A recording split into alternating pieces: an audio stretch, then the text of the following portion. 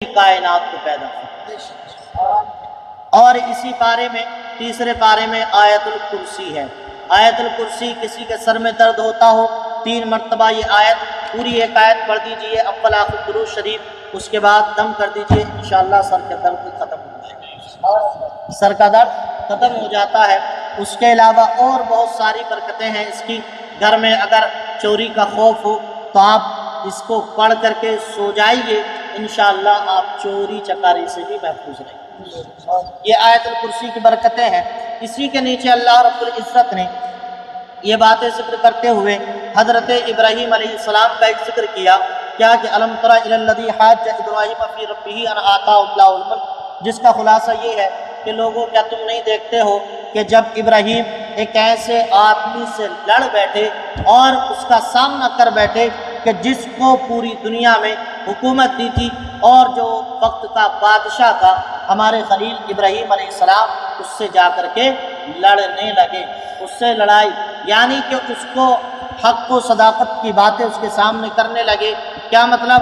مطلب یہ ہے کہ حضرت ابراہیم علیہ السلام ایک دن نمرود کے دربار میں جاتے ہیں جہاں پر کہ اناج بٹتا ہے، غلہ، اور جو بھی غلہ لینے کے لیے آتا اس سے نمرود پوچھتا بتاؤ تمہارا رب کون ہے؟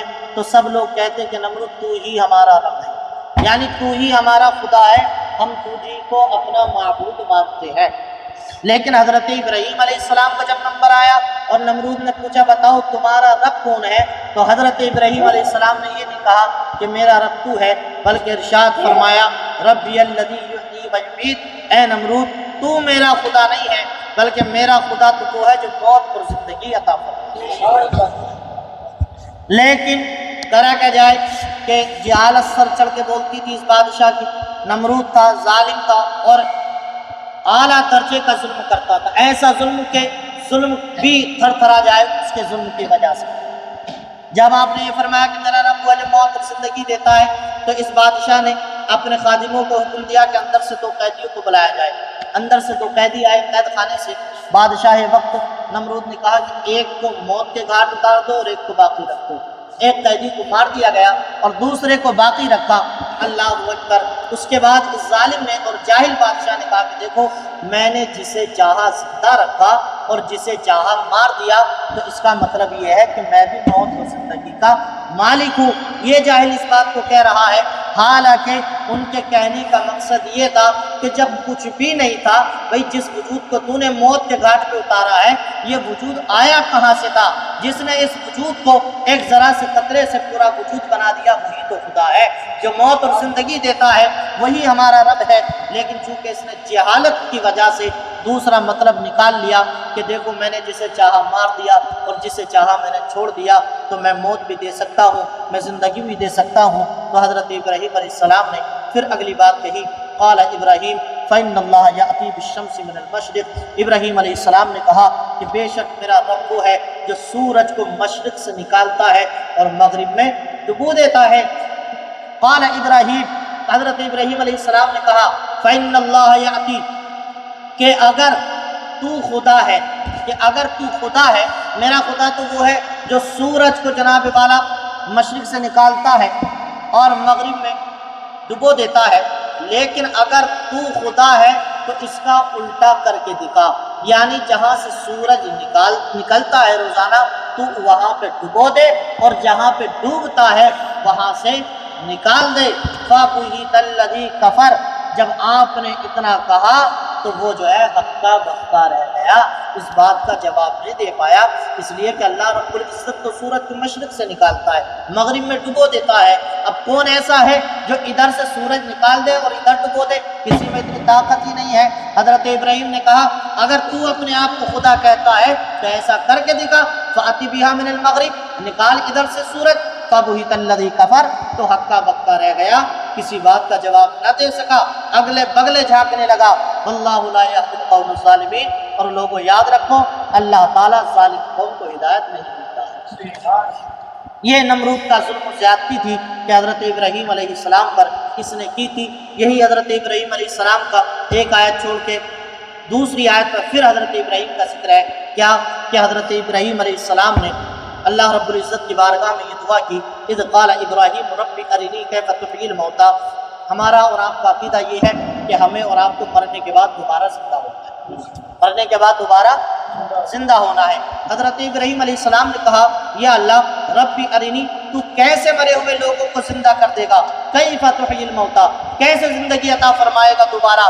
تو عاطف غیبی سے آواز آئی، قال اولم تؤمن، اے ابراہیم کیا تجھے اس بات پر ایمان نہیں ہے، یقین نہیں ہے تجھے کہ ہم مرنے کے بعد دوبارہ زندگی دیں گے؟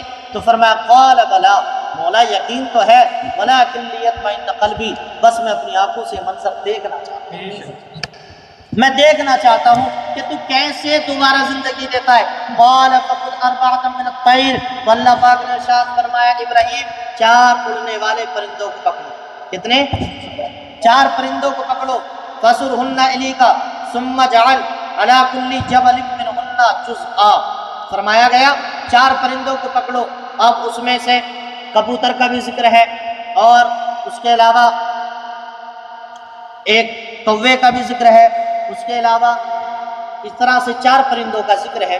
4 پرندے حضرت ابراہیم علیہ السلام نے پکڑے اور اس کے بعد اللہ نے فرمایا ان کو ذبح کر دو، ان کو کاٹ کر کے خلط ملط کر دو، آپس میں ملا دو، یعنی جیسے گوشت کا قیمہ آپس میں ملا دیتے ہیں ایسے ہی ان کا گوشت ملا دو، لیکن ان کے چاروں گردنیں اپنے پاس رکھنا، ان کو مت ملانا، گردنیں سلامت رکھنا، باقی جسم آپس میں ملا دو۔